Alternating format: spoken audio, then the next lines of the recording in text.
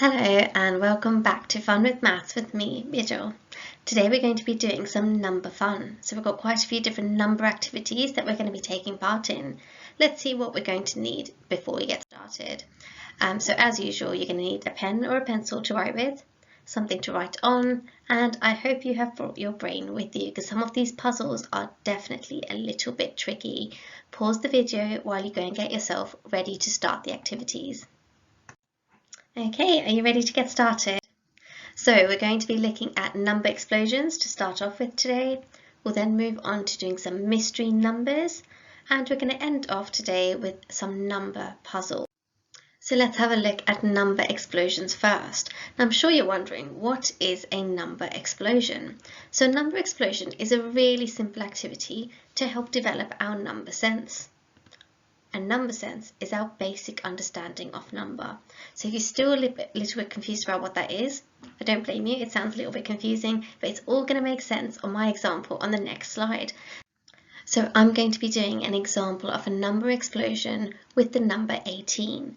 Now what this means is I'm going to write down as many different ways as I can to represent the number 18 and write down any number facts that I know about the number 18.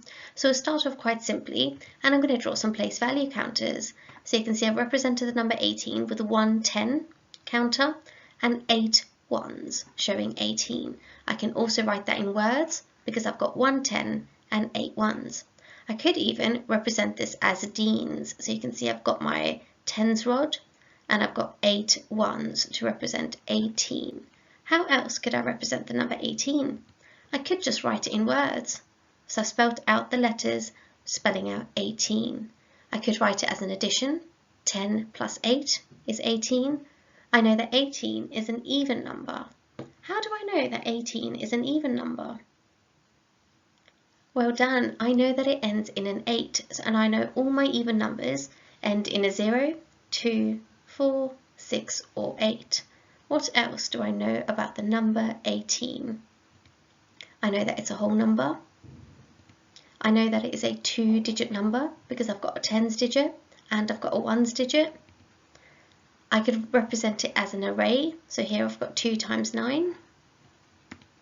I could represent it using money, so if I needed to make 18p using coins, I could use a 10p coin, a 5p coin, so that would give me 15p, plus another 2p is 17p, plus one more p would give me 18p. I could represent it using its factors, so here you can see I've listed all the factors of 18. So factors means that 18 can be divided by these numbers without leaving a remainder.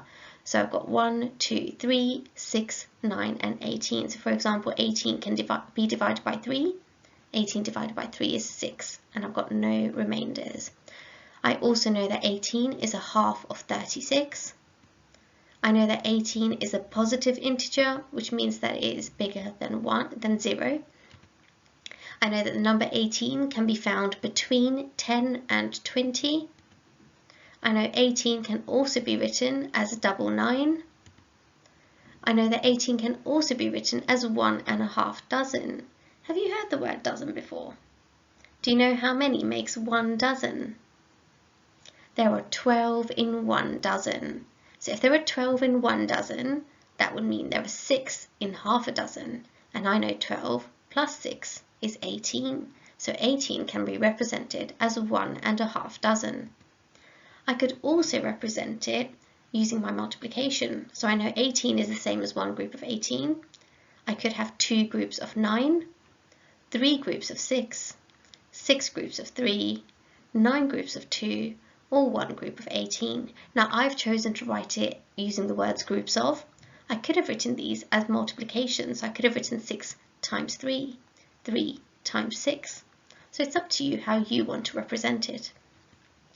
Lastly, I could also represent 18 using Roman numerals. I know that X is 10, I know V is 5, and I is 3. So altogether, that makes 18. Okay, I want you to pause the video, have a look at my number explosion, how many different ways I have represented and shown my understanding of the number 18. Okay, now it's your turn. On the next slide, I would like you to have a go at creating your own number explosion for the number 24. So pause the video and come back when you're ready to go through some answers together. Okay, should we see what we could have done? So you could have started off by representing it using place value counters like I did. So we've got 2 tens, because I've got 2 tens here for 20, and 4 ones. I could have written that out in words, 2 tens and 4 ones. I could have drawn that out as Dean, so you can see this time I've got 2 tens rods to represent my 20 and 4 ones over there. I've written it out in words, 24. I could have written it as an addition, 20 plus 4. And you could have drawn an array. So I've decided to draw my array as 2 times 12. You could have done a number of different arrays as long as it equaled to 24. I've made a list of its factors. I know that 24 can be found between 20 and 30. I know 24 is the same as double 12 because 12 plus 12 is 24. I know 24 is an even number because it ends in a 4. If I wanted to represent 24 using money, I could use a 20p plus 2 2p coins. I know 24 is a whole number. That means I haven't got any fractions or decimals at the end of it. I know 24 is a 2-digit number because I've got a tens digit and I've got a ones digit. I know it is a positive integer because it is greater than 0. I know 24 is the same as 2 dozen. Do you remember how many we said there was in 1 dozen? Well done, 1 dozen is 12, so 2 dozen must be 24. Let's see what else we could have done. I've then written out my multiplication. So again, I've decided to use the word groups of, but you could have set them as your times tables. So 1 times 24, 2 times 12, 3 times 8, 4 times 6, 6 times 4, 8 times 3, 12 times 2, and 24 times 1. I also know that 24 is the same as half of 48. Now you could have, if you wanted to, even write this out as a division. So I could have written down 48 divided by 2. And finally, I know in Roman numerals 24 would be XXIV. XX represents 20 and IV represents 4. How did you get on? Are you surprised by how many different ways we could represent a single number? Well, I'm sure your number sense has definitely increased by doing that activity. Are you ready for the next one? We're now ready to move on to our mystery number. So what can you see on my screen here? That's right, it is a 100 square. Now we use 100 squares quite a lot in maths. They're really useful tools to be able to use to help our calculations. So a couple things that we should know about a 100 square. When we move across on our 100 square, we are adding 1 when we're moving to the right. When we're moving to the left, we're taking away 1. So for example, I've got the number 36 here. If I move 1 square across, I'm adding 1 to get to 37. So it's 1 more than 36. If I go in the other direction, I'm doing 1 less. So I'm taking 1 away to 35.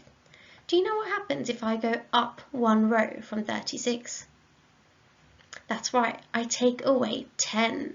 So every time I go up 1 row on my 100 square, I'm taking away 10. What do you think happens when I go down 1 row on my 100 square? Okay, I'm adding 10. So whenever I move down a row, our number's getting 10 times. We're adding 10 more on to our number. So that's the basics of how to use a 100 square. Now what we're going to be doing today is I'm going to be giving you some clues about a number that I'm thinking of. You need to try and follow the clues and figure out which number it is that I am describing. Are you ready? Okay, so I'm going to be doing the first one with you, and I'm going to show you how I'm going to eliminate numbers on my 100 square, and you can then have a go at the next ones on your own. So my first clue is that says that I am an even number. So I'm looking at my 100 square, and I can see that this first row are all odd numbers, so I can cross them off because I know that my number is an even number. So I can cross off that row, I can cross off all my odd numbers, and I'm just left with my even numbers. Let's have a look at the next clue. My tens digit is double my ones digit. Let's read that again. My tens digit is double my ones digit. So already I know it has a tens digit, so it can't be any of the numbers in my top row. Is my tens digit here double my ones digit? No, so I can cross that off. I'm going to go through and cross off all the numbers where my tens digit is not double my ones digit. Okay, so I can see here, I almost got confused, but I can see my tens digit is half my ones digit here. And I'm looking for a number where my tens digit is double my ones digit. Oh, I've just crossed one out that shouldn't have been. Well spotted. 42. My 4 is double 2. So 42 is one that I don't need crossed off. Let's carry on going through.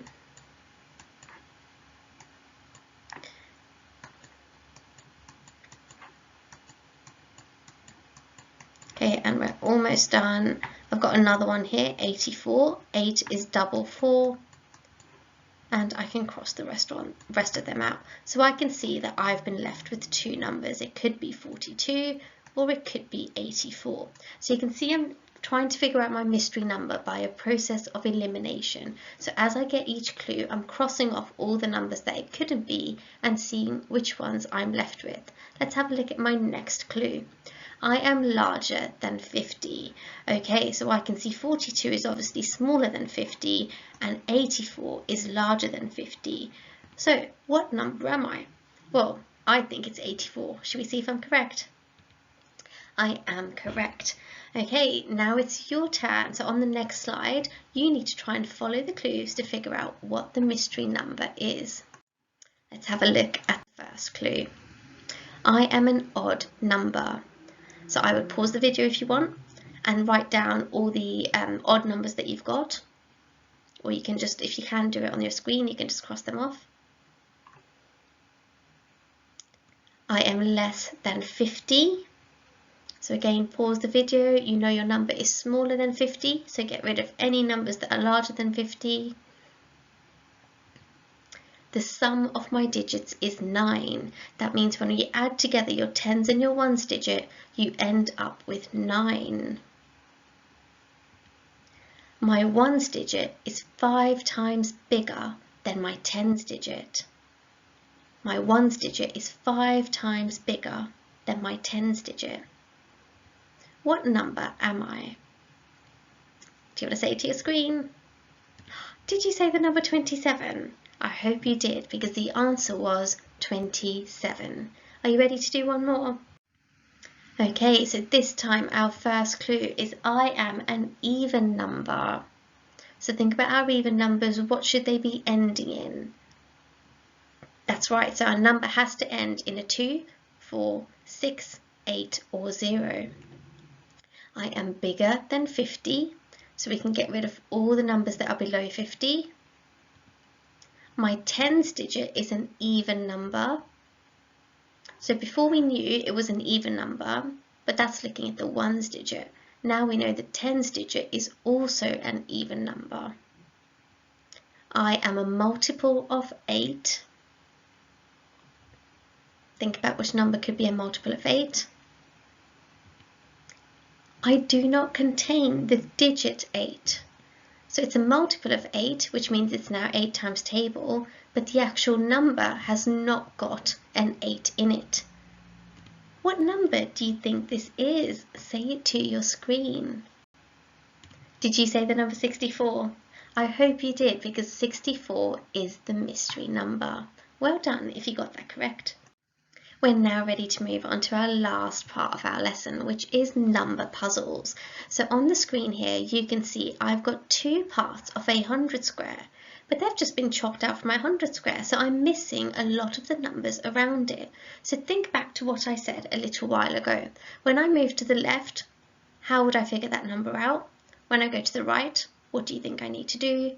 What do I need to do to figure out the number below it? So if you know it, you can pause the video and fill in the missing numbers. If you're not too sure, we can go through some of it together. So already here, I can see the number 25. In order to figure out the number before it, I know that on 100 square, the number before is always one less. So I know that number is going to be 24. So I've got 24, 25. My next number should be, that's right, 26. So I've got my top row. Do you remember what happens when I move down one row? I need to add 10. What is 25 add 10? It is 35, well done. To move down another row, I need to add another lot of 10. So 35 plus 10 is 45. And my last number would then be 55. Pause the video if you haven't finished the second puzzle and see if you can have a go at it now that we've done that one as an example. Okay, let's see how you got on. So this time I've been given a number in the middle. I've got the number 36. The first thing I'm going to do is I'm going to try and figure out what this number is above it. And I know I need to take away 10.